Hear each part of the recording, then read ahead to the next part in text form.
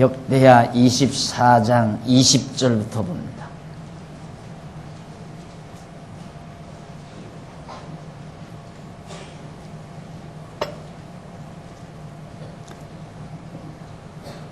이에 하나님의 신이 제사장 여호야다의 아들 스가랴를 감동시키시매 저가 백성 앞에 높이 서서 저희에게 이르되 여호와께서 말씀하시기를 너희가 어찌하여 여호와의 명령을 거역하여 스스로 형통치 못하게 하느냐 하셨나니 너희가 여호와를 버린 고로 여호와께서도 너희를 버리셨느니라 하나 무리가 함께 꾀하고 왕의 명을 쫓아 여호와의 전뜰 안에서 돌로 쳐 죽였더라.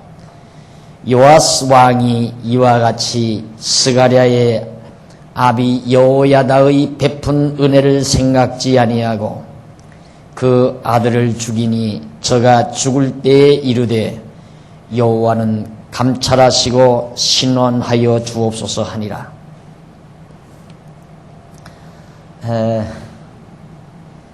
우린 지금 요아스 왕 시대의 치적 내용을 우리가 살펴보는 중입니다.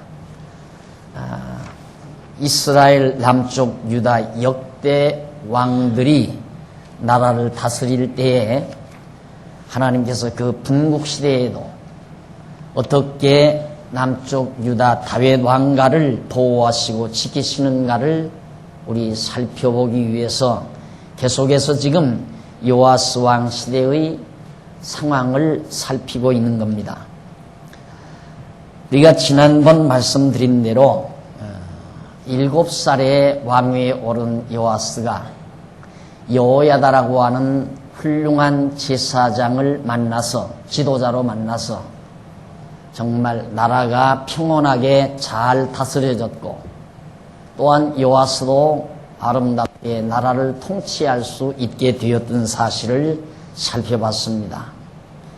비록 나이는 어리지만 나이 많으신 여호야다의 자문을 받아가면서 아름답게 나라를 다스렸고 또 하나님의 말씀을 백성들에게 잘 가르쳐서 백성들로 하여금 여호와 하나님을 잘 경외하도록 나라를 통치함으로 남쪽 다윗 왕가가 평온하게 그렇게 유지될 수 있었다는 사실을 여러분에게 전한 바 있습니다. 그런데 문제는 그 나이 많은 여호야다라고 하는 제사장이 세상을 떴다는 데서부터 문제의 출발이 되고 있습니다. 물론 밖으로 보기에는 여호야다가 남쪽 유다 나라의 왕이지만은 실제로 그 정신적인 지주라든가 또 신앙적인 지도자는 제사장인 여호야다였습니다.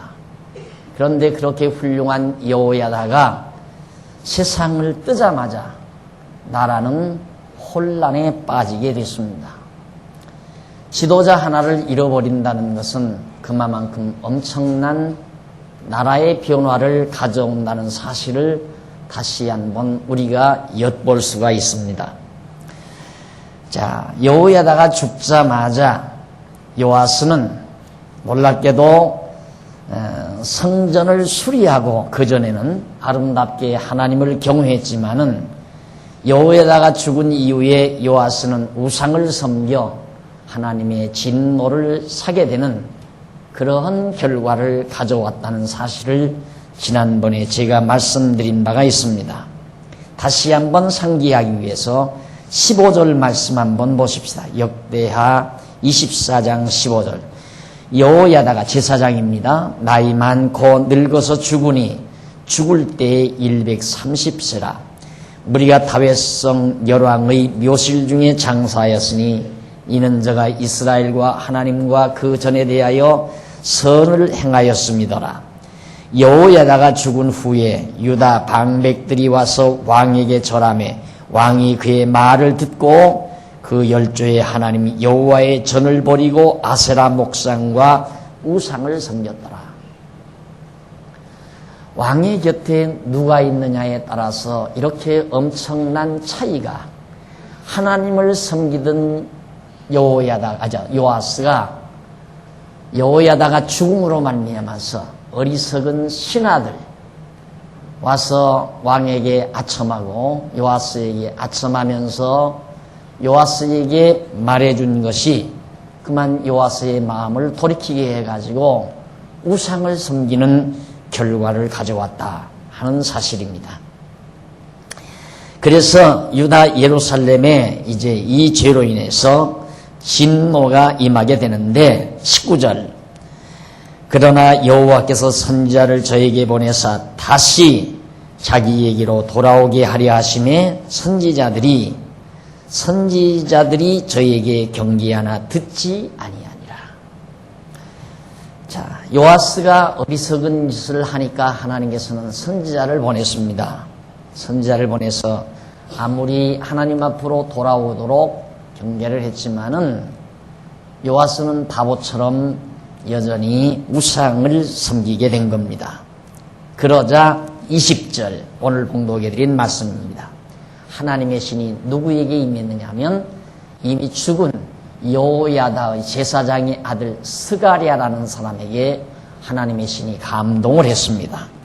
그래서 스가랴가 선지자가 되어서 왕 앞에 가서 바른 말을 했습니다. 왕이 듣기 싫은 말, 바른 말을 했다 이 말입니다. 뭐라고 했느냐면 여호와께서 말씀하시기를, 20절 중반에 나오죠. 말씀하시기를 너희가 어찌하여 여호와의 명령을 거역하여 스스로 형통치 못하게 하느냐 하선나니 너희가 여호와를 버린 거로 여호와께서도 너희를 버리셨느니라. 하나 무리가 함께 꾀하고 왕의 명을 쫓아 여호와의 전뜰 밖에서 돌로 쳐 죽여버리고 말았습니다. 바른 말, 옳은 말을 전해준 스가랴는 비참하게도 정말 그 아첨꾼들, 왕의 아첨꾼들이나 왕에 의해서 돌로 맞아 죽는 비운을 낳고야 말았습니다. 이렇게 해서 22절에 보면 요아스 왕이 이와 같이 스가랴의 아비 여호야다의 베푼 은혜를 생각지 아니하고 그 아들을 죽이니 저가 죽을 때에 이르되 여호와는 감찰하시고 신원하여 주옵소서 하니라. 여호야다가 얼마나 요아스 자기의 은인입니까? 은사지요. 은인이고 은사고. 나어린 7살 배기 철부지를 왕위에 복립해서 끝까지 왕으로 섬겼고 나라가 평온하도록 도와주어서 바로 요아스 왕은 평온하게 나라를 다스릴 수 있었음에도 불구하고 여호야다가 죽자마자 어리석고 미련한 짓을 행하고 만 겁니다. 그리고 더더군다나 그 여호야다의 아들 바로 스가랴라고 하는 선지자를 돌로 때려 죽이는 그런 어리석은 행위까지 하고야 말았다는 사실입니다. 이게 다윗 왕가의 왕입니다. 스가랴가 이 요아스가 다윗 왕통을 이은 왕인데도 이렇게 하나님을 저버리고 선지자까지 돌로 때려 죽이는 그런 엄청난 잘못을 바로 이 요아스 왕이 저질렀다는 것이 바로 22절까지 소개된 말씀입니다.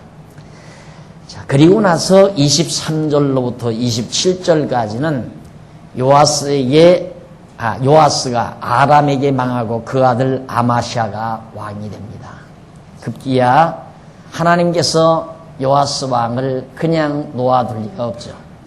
요아스는 아람 나라 사람에게 망하고 맙니다. 23절 보십시다. 1주년 후에 그렇게 스가랴를 죽이고 난 1주년 후에 아람 군대가 요아스를 치려하여 올라와서 유다와 예루살렘에 이르러 백성 중에서 그 모든 방백을 멸절하고 노략한 물건을 다메섹 왕에게로 보내니라. 아람 군대가 적은 무리로 왔으나 여호와께서 심히 군대를 그 손에 붙이셨으니 이는 유다 사람이 그 열조의 하나님 여호와를 버렸습니다. 이와 같이 아람 사람이 요아스를 징벌하였더라. 요아스가 크게 상함에 적군이 버리고 간 후에 그 신복들이 제사장 여호야다의 아들들의 피로 인하여 모반하여 그 친상에서 쳐 죽인지라. 다윗성에 장사하였으나 열왕의 묘실에는 장사하지 아니하였더라. 모반한 자는 암몬 여인 시므아스 아들 사밧과 모압 여인 시므리스의 아들 여호사밧이더 이었더라. 요아스의 아들들의 사적과 요아스의 중대한 경책을 받은 것과 하나님의 전 중수한 사적은 다 열왕기 주석에 기록되니라. 그 아들 아마시아가 대신하여 왕이 되니라. 자, 결국 요아스가 그처럼 엄청난 범행을 저지르고 나서 범죄하고 나서 하나님께서 그냥 두시면 안 되죠. 하나님을 저버렸는데도 나라가 평온하다면 결국 백성들은 여전히 계속해서 어리석어지게 되어 있습니다. 그러니까 하나님께서는 돌이킬 자에게는 빨리 돌이킬 수 있도록 깨닫게 하시지만은 돌이키지 않게 하실 자에게는 깨닫지 못하도록 해 주신다는 사실입니다. 그러니까 요아스 왕이 그렇게 하나님을 저버리고 백성들이 우상을 섬기게 된 결과 나라가 아람 사람들에게 망하게 됩니다. 아람은 북방, 지금의 이라크 지역에 살고 있는 민족입니다. 북방에 살고 있는 그런 아람 족속들이 쳐들어왔어요. 쳐들어와서 결국 어떻게 했습니까? 요아스 왕을 단단히 욕을 보여주고 결국 많은 노량물을 빼앗아 가지고 돌아가 버리고 말았습니다. 그러자 결국 요아스 왕은 여러 모반한 자들에 의해서 자기도 요아스 왕도 결국 피살돼 버리고 말지요. 거기 25절에 보면 요아스가 크게 상함에 적군이 버리고 간 후에 그 신복들이 제사장 여호야다의 아들들의 피로 인하여 여호야다의 아들 바로 스가랴의 피죠. 스가랴를 쳐 죽인 이런 무서운 죄. 예수님도 복음서에서 이 말을 했죠.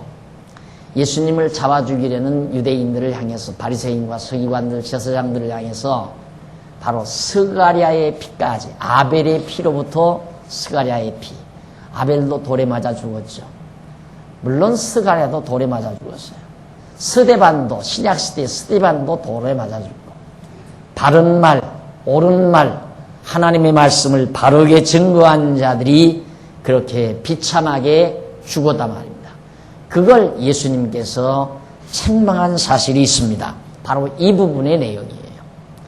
그러니까 그런 스가랴를 그렇게 무참하게 죽인 죄로 인해서 그 요아스 왕의 신복들이 가만히 있지 않고 바로 왕을 죽여버렸습니다. 쳐 죽여가지고 어떻게 다윗성에다가 장사는 했지만 왕의 묘실, 왕들이 묻혀있는 그 묘실에다가 놔두지는 않았다. 그냥 다윗성에 장사하고 왕의 묘실에 차서에서는 빼버렸다 이 말이에요. 왜? 너무도 사악한 행위를 했기 때문에. 그러니까 보십시오. 요아스가 왕으로 탈 때 하나님을 잘 경외하고 여호야다에 의해서 하나님을 잘 경외하고 섬기게 했을 때에는 나라가 평온했는데 여호야다가 죽은 다음 요아스 왕이 결국 잘못된 신하들의 말을 따라서 우상을 섬기게 한 결과 나라가 아람 나라에 의해서 결국 침략을 당하는 어려움을 겪는 모습을 하나님께서 이스라엘 백성들에게 보여주는 겁니다. 이걸 통해서 이스라엘 백성들은 우리는 하나님 여호와를 버리면 안 된다는 사실을 분명하게 깨닫게 되는 거죠. 그 이전 솔로몬이 전도서에서 그런 말을 한 일이 있었어요. 이 해 아래서 가만히 이렇게 바라보면 때로는 악인이 의인이 받아야 될 것을 받는 경우도 있고 악인이 받아야 될 그런 경우도 악인이 받아야 될 것을 의인이 받는 경우도 있더라. 그래서 해 아래서만 살펴보면 이 세상 모든 일이 다 헛되더라 하는 말을 밝혀주고 있습니다. 그래서 사람들은 악을 행했는데도 악한 사람들이 악을 행했는데도 하나님의 징벌이 속히 임하지 아니하니까 악을 행하기에 담대하다고 그랬습니다. 그러니까 여기 지금 요아스 왕 때처럼 잘못했을 때 하나님의 징벌이 즉각적으로 오면 바로 돌아설 수가 있죠. 그런데 하나님의 징벌이 즉각적으로 오지 아니하면 사람들은 강팍해져서 하나님이 있기는 어디에 있느냐. 내가 이렇게 죄를 많이 져도 하나님은 나에게 전혀 벌을 내리지 않더라. 그래서 악을 범하는데 담대하다 인간들이 그 말이죠.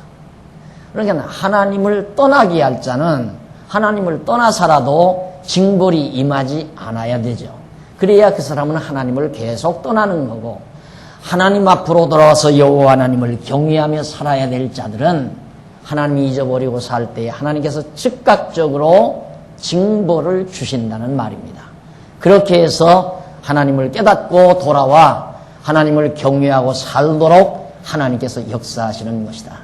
따라서 바로 요아스 왕 시대에 아람 나라가 쳐들어와서 남쪽 유다 나라를 침략하고 노략해가고 요아스가 피살을 당하게 신복들에 의해서 죽는 비참한 역사는 남쪽 유다 백성들로 하여금 하나님 여호와를 경외케 하는데 크게 기여하는 귀한 역사라는 사실을 우리가 알 수가 있습니다. 이렇게 해서 요아스 왕이 죽었는데 그 요아스 왕이 죽자마자 결국 백성들은 그 아들 요아스의 아들 아마샤라고 하는 아들을 왕위에 앉히게 됩니다. 다윗, 그 다음 솔로몬, 그 다음 북쪽 이스라엘로 나라가 갈려졌는데 이 분국시대라고 그러죠. 이걸 분국시대. 이 분국시대에 하나님께서 어떻게 이 다윗 왕가를 하나님께서 보호하고 지켜주시는가, 그걸 우리가 지금 계속해서 역사 속에서 살피는 겁니다. 오늘 이 아침도 우리가 요아스 왕 시대의 역사를 살피는 이유도 왜 살피는가? 하나님 살아계시면 하나님께서 다윗에게 언약하신 대로 다윗 왕가를 하나님이 보호해 주셔야 되는데 어떻게 하나님이 다윗 왕가를 보호해 주시는가? 지금 요아스가 요아스 아니에요? 요아스 왕 시대에도 지금 잘 하나님이 보호해 주셨다. 초기에 하나님 여호와 경외할 때 그 나라가 평온케 했고 요아스도 평온하게 나라를 다스리게 했고, 그래서 나으린 요아스에게 여호야다라고 하는 훌륭한 제사장이 살아있게 해서 그로 하여금 백성들이 모두가 하나님 여호와를 경외케 했는데, 문제는 말년에 가서 요아스 말년에 가서 요아스가 여호야다가 죽자마자 바보 같은 짓을 행함으로 하나님의 진노가 아람 나라가 바로 남쪽 유다를 쳐서 노략질해 가고, 그리고 결국 요아스 왕도 신복들에 의해서 피살을 당하게 된다. 그리고 나서 이제 그 아들 아마샤라고 하는 아들이 아마샤. 문제는 이 아마샤라고 하는 아들이 그 아들이라는 사실. 누구의 아들? 요아스의 아들이라는 사실. 요아스의 아들이란 말은 다윗 왕가를 계승하는 자라 이 말이에요. 계속해서 다윗의 아들 솔로몬이 솔로몬의 아들 르호보암의 아들이 그 아들이도 그 아들이 지금 계속 왕이 되고 있다 이거예요. 이렇게 하나님께서는 다윗과의 언약대로 남쪽 유다 왕가를 버리지 아니하고 다윗 왕가가 굳굳하게 세워지도록 하나님이 섭리하신다. 때때마다 여호와 하나님을 저버릴 때마다 하나님의 사랑의 진노가, 사랑의 징계가 남쪽 유다 왕가에 간간히 임하기는 해도 그 왕가를 마저 꺾어버리는 일은 절대 없다 이 말이죠. 꺾어진 갈대마저 하나님이 꺾지 않고 꺼져가는 등불, 다윗 왕가의 등불을 하나님이 마저 끄는 법은 없다 그 말이에요. 그래서 그 아들 아마시아가 요아스의 뒤를 이어서 왕이 됐다고 하는 것은 하나님께서 다윗과의 언약대로 다윗 왕가를 여전히 보호해 주시는 살아계신 하나님임을 오늘 우리에게 크게 웅변으로 우리에게 전해주고 있다는 뜻입니다. 그래서 이렇게 왕위에 오른 아마시아, 이 시대가 25장에 이제 소개됩니다. 그래서 25장과 26장은 아마시아와 또 아마시아의 아들 우시야라고 하는 왕이 있어요. 그러니까 아마시아와 우시야 시대에는 이 아마시아 다음에 이제 우시야 시대에 어떻게 하나님께서 다윗 왕가를 보호해 주시는가에 대한 사실을 우리가 살피도록 하겠습니다. 25장은 아마시아 시대의 하나님의 보호섭리입니다. 그리고 26장은 그의 아들 우시야 시대의 하나님의 보호섭리고요. 그럼 25장 1절로 4절, 아마시아가 죽이하여 자기 부왕 아버지 왕을 죽인 신복들을 전부 죽입니다. 보복을 하는 거죠. 한번 읽어보십시다. 아마시아가 위에 나아갈 때 나이 25세라 예루살렘에서 29년을 치리하니라. 그 모친의 이름은 여호앗단이라. 예루살렘 사람이더라. 아마시아가 여호와 보시기에 정직히 행하기는 하였으나 온전한 마음으로 행치 아니하였더라. 여호와 보시기에 정직히 행하기는 하였다. 그러니까 여호와 보시기에 하나님 여호와 경외하고 살았다 이 말이에요. 그런데 온전한 마음으로 하지는 않았다. 그 나라가 굳게 섬에 그 부왕을 죽인 신복들을 죽였으나 저희 자녀는 죽이지 아니하였으니 이는 모세의 율법책에 기록한 대로 함이라. 곧 여호와께서 명하여 이르시기를 자녀로 인하여 아비를 죽이지 말 것이요 아비로 인하여 자녀를 죽이지 말 것이라. 오직 각 사람은 자기의 죄로 인하여 죽을 것이니라 하였더라. 이 아마시아가 왕위에 오르기는 했지만은 자기 아버지를 피살시킨 신복들이 있잖아요. 마음에 늘 미움이 있었습니다. 그래서 아마시아가 왕위에 올라서 하나님 25살의 왕위에 올라 하나님 여호와를 정직히 경외하고 살았지만은 온전한 마음으로 하지는 않았다. 그래서 그 나라가 이스라엘 나라가 남쪽 유다 나라가 아주 튼튼해지고 견고해지니까 자기 아버지를 죽인 신복들 그들을 전부 다 죽여버리고 말았습니다. 원수를 갚은 거죠. 아버지 원수를. 그러나 그 원수들의 자식들 자녀들은 죽이지 않았다. 이유는 모세의 율법이 아비의 죄로 아들을 죽이지 말라 하는 모세의 율법의 말씀에 준해서 바로 이 아마시아는 원수들의 자녀들을 죽이지 않았다라는 사실입니다. 이런 일이 있었을 뿐만 아니라 그 다음 5절로부터 13절까지 보면 아마시아가 하나님의 사람이 말한 대로 에돔을 쳐서 이기는 장면이 나옵니다. 아마시아가 유다 사람을 모으고 그 여러 족속을 따라 천부장과 백부장을 세우되 유다 베냐민을 함께 그리하고 20세 이상으로 계수하여 창과 방패를 잡고 능히 전장에 나갈 만한 자 30만을 얻고 또 은 100달란트로 이스라엘 나라에서 큰 용사 10만을 상례였더라. 원군을 얻어왔다 이 말이죠. 어떤 하나님의 사람이 아마시아에게 나와서 이르되 왕이여 이스라엘 군대로 왕과 함께 가게 마옵소서. 여호와께서는 이스라엘 곧 온 에브라임 자손과 함께하지 아니하시나니 왕이 만일 가시거든 힘써 싸우소서. 하나님이 왕을 대적 앞에 엎드러지게 하시리이다. 하나님은 능히 돕기도 하시고 능히 패하게도 하시나이다. 아마시아가 하나님의 사람에게 이르되 내가 100달란트를 이스라엘 군대에게 주었으니 어찌할꼬. 하나님의 사람이 대답하되 여호와께서 능히 이보다 많은 것으로 왕에게 주실 수 있나이다. 아마시아가 이에 에브라임에서 자기에게 나온 군대들을 구별하여 본 곳으로 돌아가게 하였더니 저희 무리가 유다 사람을 심히 노하여 분연히 본 곳으로 돌아갔더라. 아마시아가 담력을 내어 그 백성을 거느리고 염곡에 이르러 세일 자손 1만을 죽이고 유다 자손이 또 1만을 사로잡아 가지고 바위 꼭대기 위에 올라가서 거기서 밀치어 내려뜨려서 그 몸이 부서지게 하였더라. 아마시아가 자기와 함께 전장에 나가지 못하게 하고 돌려보낸 군사들이 사마리아에서부터 베토론까지 유다 성읍을 엄습하고 사람 3천을 죽이고 물건을 많이 노략하였더라.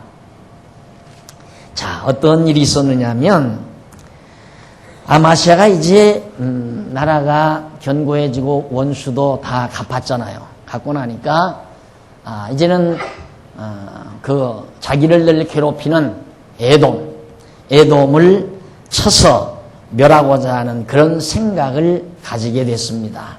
그래서 에돔을 쳐서 멸하기 위해서 유다 사람들을 많이 모았어요.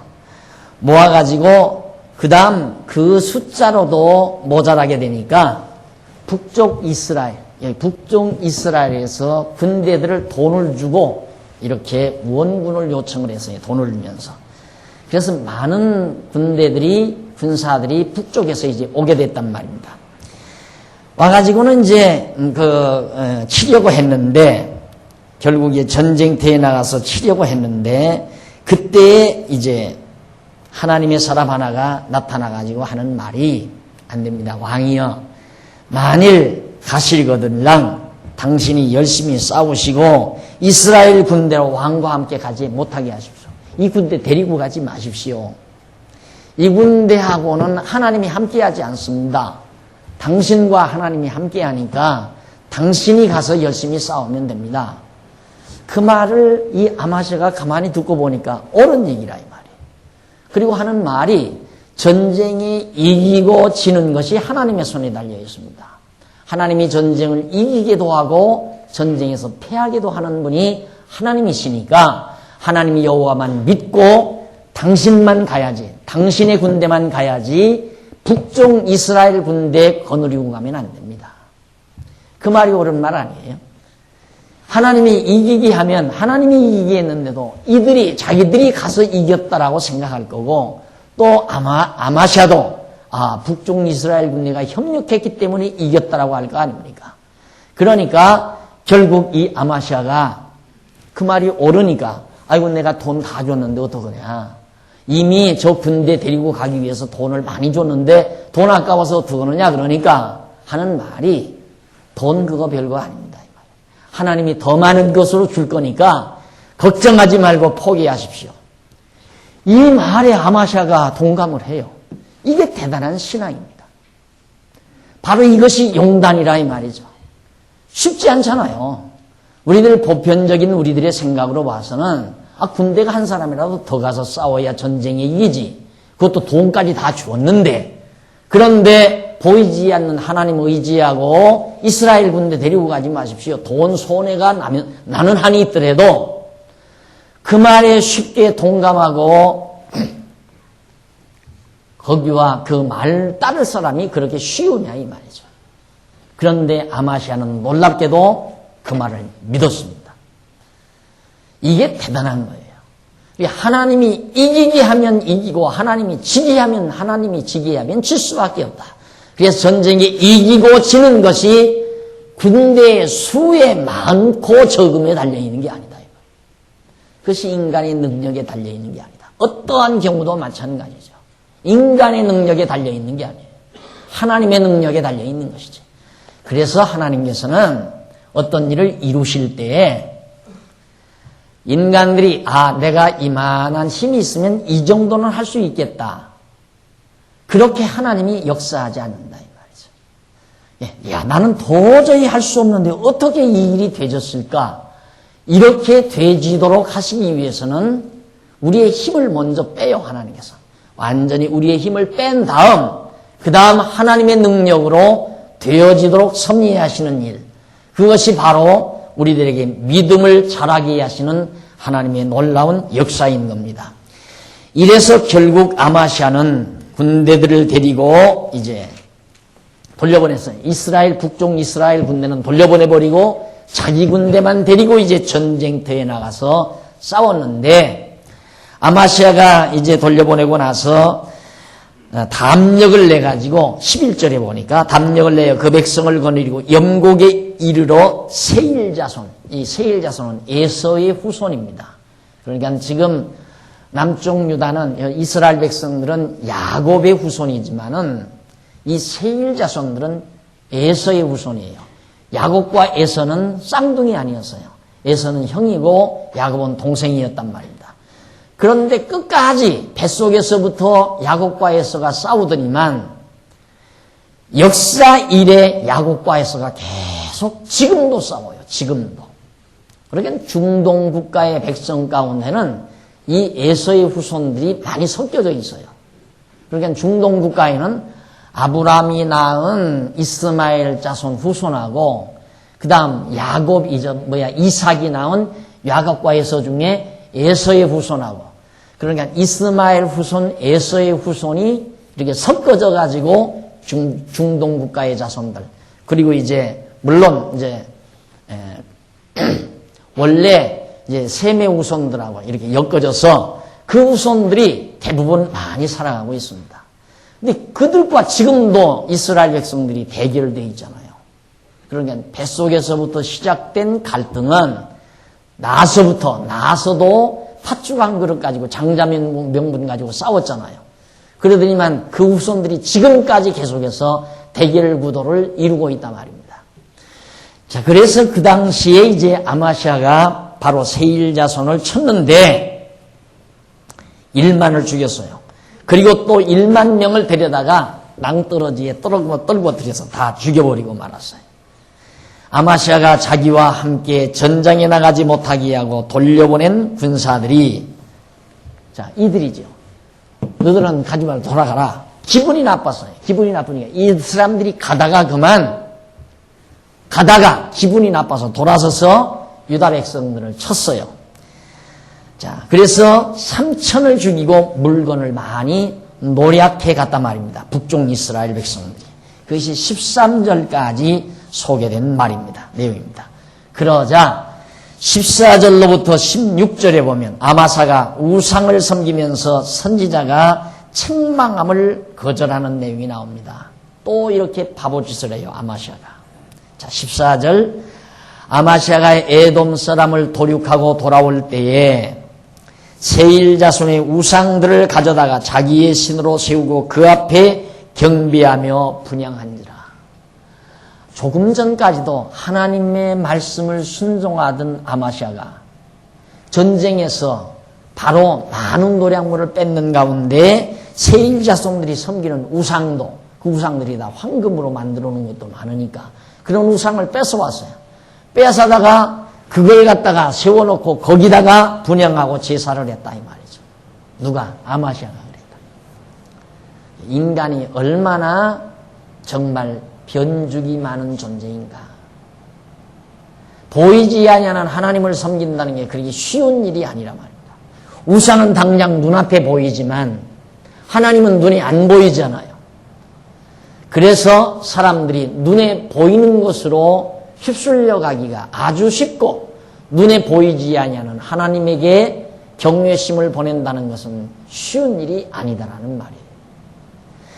아마시아가 이렇게 바보짓을 하고 나니까 그러므로 여호와께서 아마시아에게 진노하사 한 선지자를 보내시니 나아가 가로되 저 백성의 신들이 자기 백성의 왕의 손에서 능히 구원하지 못하였거늘 왕은 어찌하여 그 신들에게 구하나이까 하며 선지자가 오히려 말할 때 왕이 이르되 우리가 너로 왕의 모사를 삼았느냐 그치라 어찌하여 맞으려 하느냐 선지자가 그치며 가로되 왕이 이 일을 행하고 나의 경고를 듣지 아니하니 하나님이 왕을 멸하시기로 결정하신 줄 아노라 하였더라.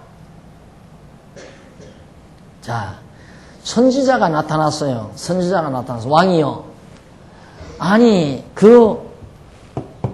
에돔 사람들, 세일 사람들이 섬기던 우상, 세일 사람들이 그 우상 섬겼어도 당신에게 망하지 않았습니까?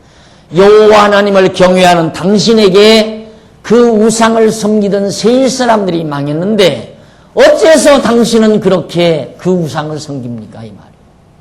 그러니까 망하려면 못할 짓이 없어요. 망하려고 하면. 그런 바보짓을 누가 하겠어요? 상식적으로 봐도 이 바보 같은 세일 사람들 이 우상 섬기고도 우상을 섬겼지만 우리한테 망했다.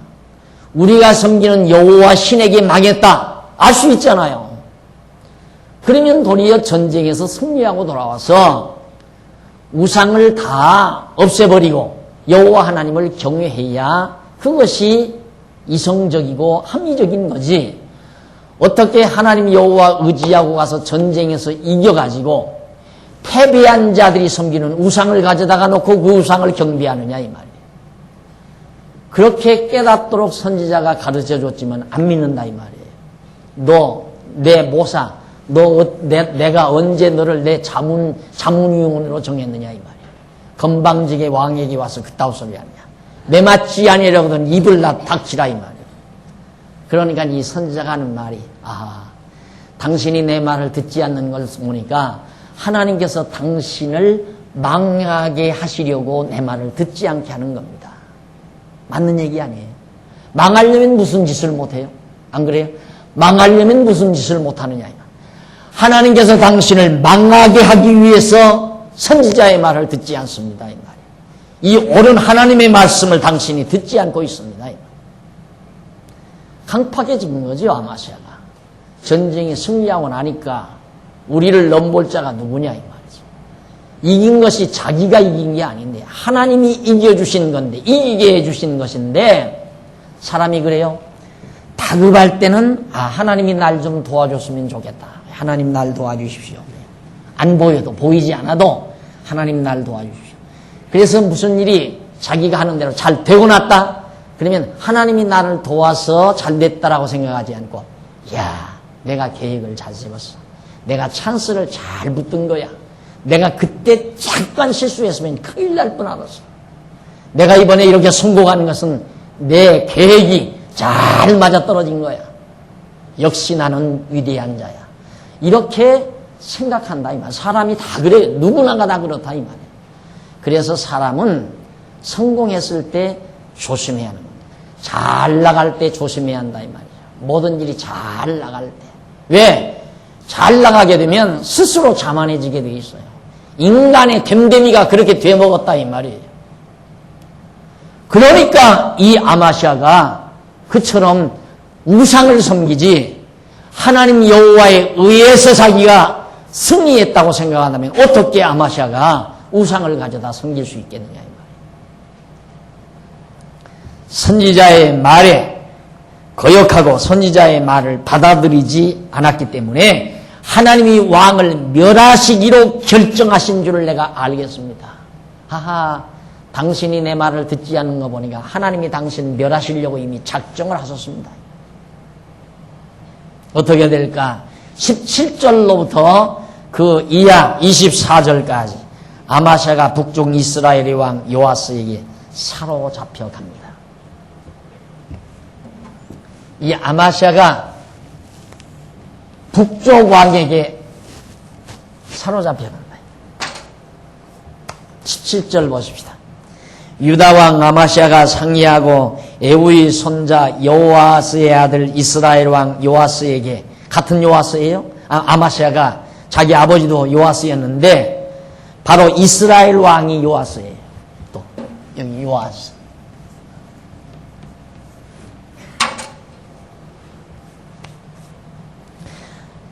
요아스의 아들 이스라엘 왕 요아스에게 사자를 보내어 이르되 오라 서로 대면하자 한지라.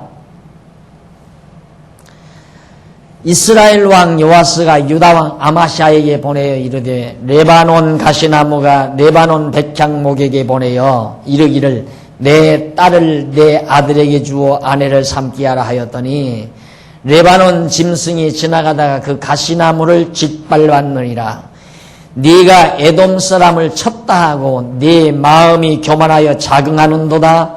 네 궁에나 편히 거하라. 어찌하여 화를 자취하여 너와 유다가 함께 망하고자 하느냐 하나 아마샤가 듣지 아니하였으니 이는 하나님께로 말미암은 것이라. 저희가 에돔 신들에게 구하였으므로 그 대적의 손에 붙이려 하십니다라. 자, 재미난 게 있습니다. 20절 아마샤가 듣지 아니하였으니 만류하는 것을 아마샤가 안 듣고 고집을 쓴다 이 말이죠. 왜 그랬는가? 이는 하나님께로 말미암은 것이다. 선지자의 말을 듣지 못하게 하는 것도 하나님이 하시는 거고 이스라엘 왕이 너 교만해가지고 하는 짓이니까 그따위 소리 하지 말고 네 왕궁에나 편안히 그냥 거해라. 이 말도 안 듣는다 그 말이에요. 왜? 망하게 하려.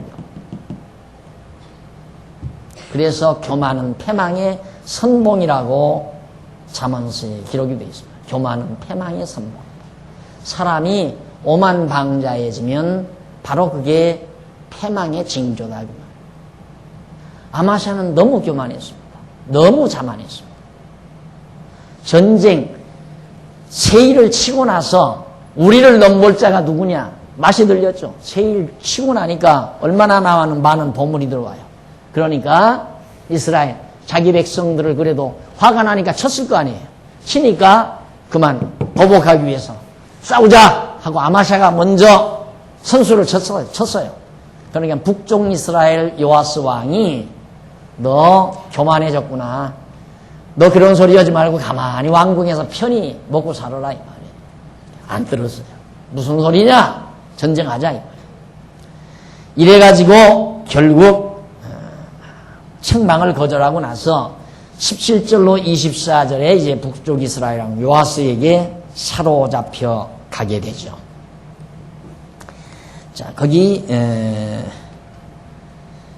자긍하는도다. 네 궁에나 편히 있어라 하고 했는데 말을 듣지 않는 그것이 곧 하나님께로 말미암은 것이다. 그러니까 하나님의 섭리하는 게 없잖아요. 아마샤가 그렇게 교만한 것도 하나님의 섭리고 말을 듣지 않는 것도 하나님의 섭리. 왜? 망하게 하시려. 그래서 제가 그러잖아요. 예, 여기가 공고한 날 형통한 날 겸해서 하나님이 이렇게 주신다 이 말이에요. 왜? 하나님 여호와 살아계심을 깨닫게 하기 위해서. 그냥 형통함만 주시면 생각해 보십시오. 요 잠깐 승리하게 했는데 아마샤 시대에 에돔을 쳐서 세일을 쳐서 잠깐 한 번 전쟁에서 승리하게 했는데도 하나님 저버리고 우상 섬기잖아요. 그런데 이 많은 역사기간, 긴 역사기간 동안 어려움 없이 늘 형통함만 주면 말도 못하게 얼마나 꼴불게 되겠습니까? 하나님 저버리고 오만방자해서 자기 잘난 척하고 하나님 저버리고 사는 건 너무 당연하잖아. 그러니까 하나님께서 곤고한 날 주었다가 형통한 날 주고 공고한 날 주었다가 형통한 날 주면서 하나님 여호와 잊지 않고 깨달아 경외하며 살게 하시는 것이 하나님의 역사섭니다 이 말이에요. 이 얘기 들으면 이런 강의를 여러분 듣고 있으면 무슨 생각하고 계시는 줄 알아요? 나는 안 그럴 건데, 나는 하나님이 형통함만 주면 나는 절대 안 그럴 건데. 특제인가요? 특별히 주변에서 여러분들은 세상에 태어났나요? 인간은 똑같아요. 인간은 너나 할 것 없이 똑같다 이 말입니다. 그렇기 때문에 조금만 편안하면 딴 생각해요. 우리 인간들은. 조금만 여유가 생기면 딴 생각한다 이 말이에요. 하나님 여호와 잊어버리기 일쑤고 자만해지고 오만해지고. 사람이 사람 앞에 교만해지는 것은 벌써 하나님 앞에 교만해졌기 때문에 그래요. 하나님 앞에서 겸손한 자는 사람 앞에도 겸손할 수밖에 없어요. 왜? 자기가 잘난 인간이 아니라는 걸 아니까. 예를 들어서 내가 무슨 일을 해서 딱 이뤄놨다. 그랬을 때 내가 이룬 게 아니라 하나님이 나로 하여금 이 일을 이루게 하셨다라고 믿어졌으면 내가 한 게 아니잖아요. 내 능력으로 한 것이 아니잖아요. 그러니까 사람들 앞에서 내가 잘했다 하고 가슴 벌리고 어깨 펴고 그러지 않는다 이 말이에요. 잘난 척하고 오만 방자함을 떨지 않는다 이 말이죠. 그런데 사람 앞에서 오만해지는 건 벌써 하나님이 잊어버린 거예요. 옷만 좀 잘 입어도 자만해져. 차만 좀 좋은 차 차도 다 자만해져. 집만 좀 좋은 집에 살아도 자만해져. 돈만 나보다 조금 더 벌어도 자만해져.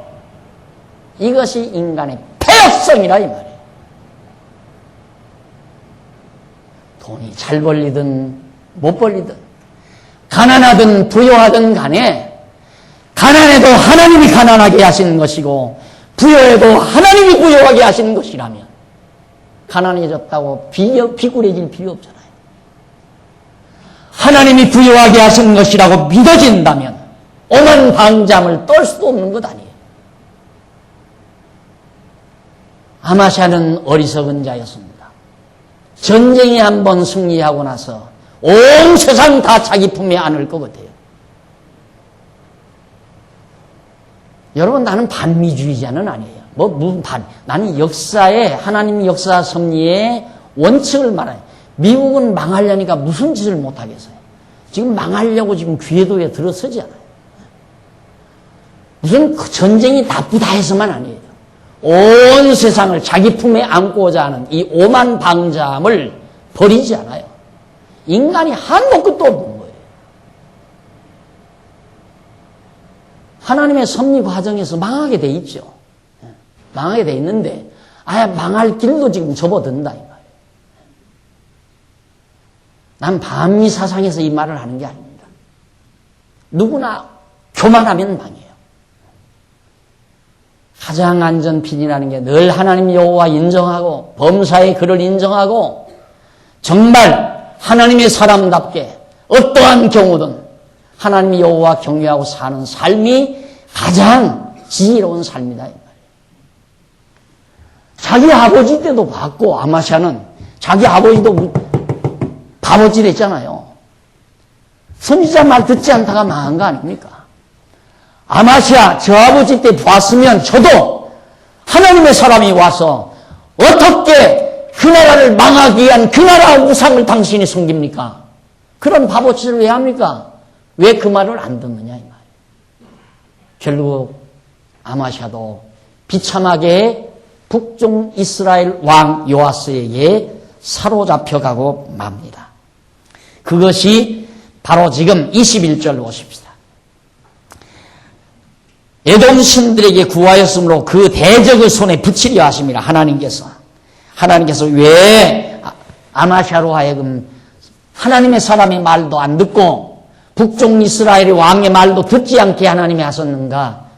하나님께서 대적의 손에 붙여버리려고. 그러니까 우상 섬기니까 우상 섬기는 대적의 손에. 북쪽 이스라엘은 우상 섬기잖아요. 그러니까 거기 붙들려 가서 우상 섬기고 살라 이 말이에요. 나중에 70년 바비로니아에 포로 보낼 때에도 우상 섬겨서 보낸 거예요. 하나님 저버리고 우상을 섬기니까 너 한번 이방 나라 우상 섬기는 나라에 가서 70년 동안 한번 우상 섬기고 살아와라. 그것이 하나님의 섭리예요. 맞습니다. 하나님께서 정말 하나님의 택한 백성이 하나님 여호와 잊어버리고 다른 걸 의지하고 살려고 할 때 하나님께서는 가서 섬기고 의지하고 살아보라고 내 던져버린다. 그것이 권고한 날이에요. 너 한 번씩 내 능력 의지하고 살아봐라. 그리고 내 던져버린다. 그게 권고한 날이에요. 그래야 깨달음이다. 그래서 지혜자는 모든 일이 잘 될 때, 잘 되면 잘 될수록 자기 주제를 파악하는 것이 지혜자입니다. 여유 있으면 여유 있을수록 자기 주제를 파악하는 것이 지혜자라는 말이에요. 나를 어리석게 하고 미련하게 만드는 것들이 환경이거든요. 환경. 그것이 나를 미련하고 어둡게 만들어요. 그걸 볼 줄 아는 것이 지혜잖아요. 아마샤는 비참하게 됩니다. 그래서 21절 이스라엘 왕 요아스가 올라와서 유다 왕 아마샤로 더불어 유다 벳세메스에서 대면하였더니 전쟁했다 이 말이에요. 싸웠는데 유다가 이스라엘 앞에서 패하여 각기 장막으로 도망하니라. 이스라엘 왕 요아스가 벳세메스에서 여호아스의 손자 요아스의 아들 유다 왕 아마샤를 사로잡고 예루살렘에 이르러 예루살렘 성벽을 에브라임 문에서부터 성보퉁이 문까지 400규빗을 헐어버렸어요. 예루살렘 성전을, 예루살렘 성곽을 헐어버렸다 이 말이에요. 아마샤를 사로잡아가고. 그러니까 크게 패한 거죠, 남쪽 유다가. 이것이 곤고한 날입니다. 곤고한 날. 당연해야죠. 이래야 되잖아요. 그래야 사랑하는 백성 아니에요. 하나님 남쪽 유다를 사랑한다면 예루살렘 성곽을 헐어야죠. 안 헐고 그래도 하나님 저버리고 우상 섬기는데도 성곽이 튼튼하고 대적들이 쳐들어오지 못하고 잘 먹고 잘 살고 형통하다면 영영 하나님을 저버리고 떠나가 버립니다. 그럼 하나님께서 유다 백성 사랑하는 게 아니잖아요. 바로 우리는 하나님이 나를 사랑하는 게 내가 잘못해도 내버려 두는 게 사랑인 줄 알아요. 내가 하나님 여호와를 저버리고 살아도 하나님은 절대 날 보호해 주는 것이 사랑인 줄 안다 이 말이죠. 나를 진짜 하나님을 사랑한다면, 하나님께서 나를 사랑한다면 내가 하나님 여호와 저버리고 살 때 내버려 두면 안 돼요. 나를 걷어잡으셔야 돼요. 나로 하여금 깨닫도록 정말 아픔을 주셔야 나를 사랑하는 거라고 말이에요. 남의 자식 잘못하는 거 간섭하는 부모 보셨어요? 남의 자식이 아무리 잘못해도 내버려 버려요. 내 자식 아니니까. 그러나 사랑하는 내 자식이 잘못되면 회초리 들죠. 안 그래요? 주먹이 올라가고 뺨이 올라가고 회초리가 올라간다. 왜? 사랑하니까. 그래서 히브리서 기자가 바로 하나님의 징계가 임하면 사랑하는 아들이지만은 하나님의 징계가 없으면 사생자라고 그랬습니다. 아들이 아니다 이 말이죠. 하나님의 사랑하는 백성이기 때문에 이런 무서운 진노가 남쪽 유다 백성들에게 임했다는 사실. 이래서 결국 사로잡혀 가가지고 예루살렘 성곽도 상당한 분량이 흘려져 버리고 또 24절 하나님의 전 아내 오벳 에돔의 지키는 모든 은금과 기명과 왕궁의 재물을 취하고 또 사람을 볼모로 잡아가지고 사마리아로 돌아가 버렸더라. 아마샤에게 말을 했잖아요. 선지자가 당신 북쪽 이스라엘 군대 데리고 가지 말아라. 돈을 줬더라도 좋은 돈 손해보고라도 그냥 당신 혼자 가라. 가서 세일을 치면, 에돔을 치면 거기서 엄청난 보물 다 빼앗아가서 가지고 올 수 있다. 그거 생각하지 말라. 그 말 듣고 가서 했잖아요. 전쟁해서 정말 엄청난 노량물을 빼앗아 가지고 갔다가 다 써놨는데 왜 우상은 왜 섬기느냐 이 말이죠. 이기기 위해서는 하나님을 섬겨야지. 자기와 함께하는 여호와 하나님을 의지하고 그 하나님을 경외하고 살아야지. 왜 패배하게 한 에돔 신을 갖다가 우상을 섬기느냐 이 말이에요. 그게 망하려고. 왜 망하려고? 왜 섬겼는가? 하나님께서 아마시아 망하게 하시려고. 여러분은 지금 그럴 거예요. 나는 절대 안 해야지. 나는 절대 하나님 의지하고 살아야지. 어리석은 소리 하지 말아요. 하나님께서 망하도록. 왜 그러냐면 아까도 말했잖아요. 일평생 어려움 없이 쫙 살아가면요 하나님 여호와 잊어버린다니까. 그러니까 하나님께서 마음속에 강팍함을 주어서 하나님 떠날 마음을 주어요. 하나님이 내 마음속에 교만한 마음 갖도록 하나님이 마음을 주어요. 그래서 오늘 이 아침 아무리 말씀을 들어도 귀에 안 들어오도록 하나님께서 역사해요. 그렇게 해서 망하게 하신다 이 말이 하나님께서. 왜? 곤고한 날 주려고. 곤고한 날 주려고. 그랬다가 형통한 날 주시려고. 왜? 그래야 하나님 여호와 잊어버리지 않고 사니까. 이 기나긴 역사 과정 속에 어떻게 다윗 왕가를 형통함만 주어서 하나님 여호와 경외케 하겠느냐. 인간들이 얼마나 간사스러운데, 간사스러운 인간의 타락한 속성을 지닌 인간들을 여호와 하나님 경외하고 살게 하는 방법이 이렇게 꺼져가는 등불 끄게 꺼져가게 했다가 또 심지를 돋구고 꺼지게 했다가 다시 일으키시고 권고한 날과 형통한 날을 겸해주면서 오늘 우리들로 하여금 하나님 여호와를 의지하도록 만드시는 것이 살아계신 하나님의 역사 섭리라는 사실을 여러분 마음속 깊이 새김질해 놓으셔야 돼요. 아무리 내가 안 그래야 되겠다 해도 안 돼요. 망하게 하나님이 하셨으면.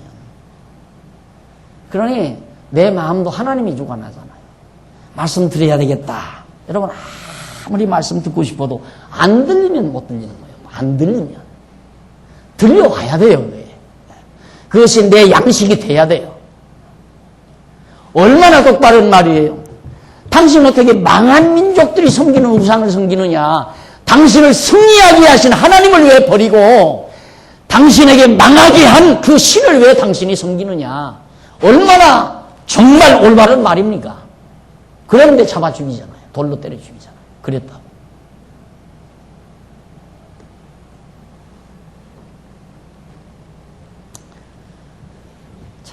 25절 이스라엘 왕 요아스의 아들 요아스가 이스라엘 왕 요아하스 이게 이스라엘 왕은 요아하스입니다. 아들 요아스가 죽은 후에도 유다 왕 요아스의 아들 아마샤가 15년을 생존하였더라.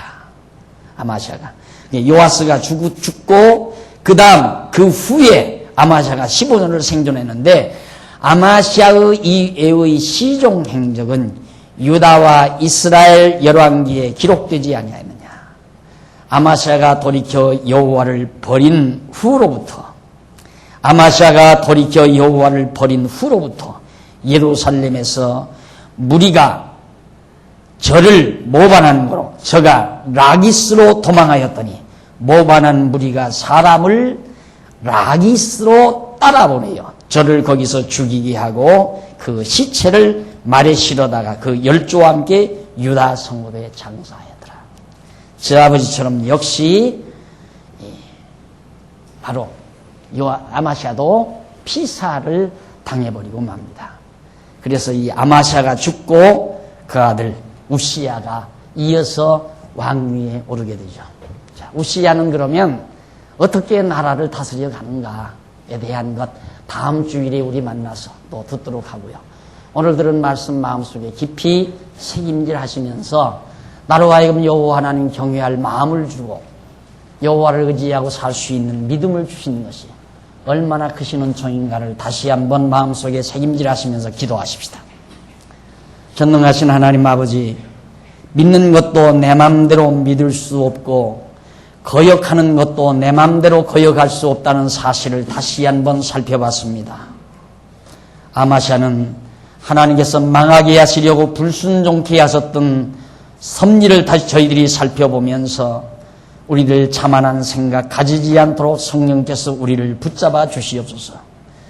우리 남은 여생 사는 동안 여호와 하나님이 잊어버리지 않고 살아가도록 지혜와 총명의 신이 우리와 함께 하시옵시기를 비오며 예수님의 이름으로 기도드립니다. 아멘.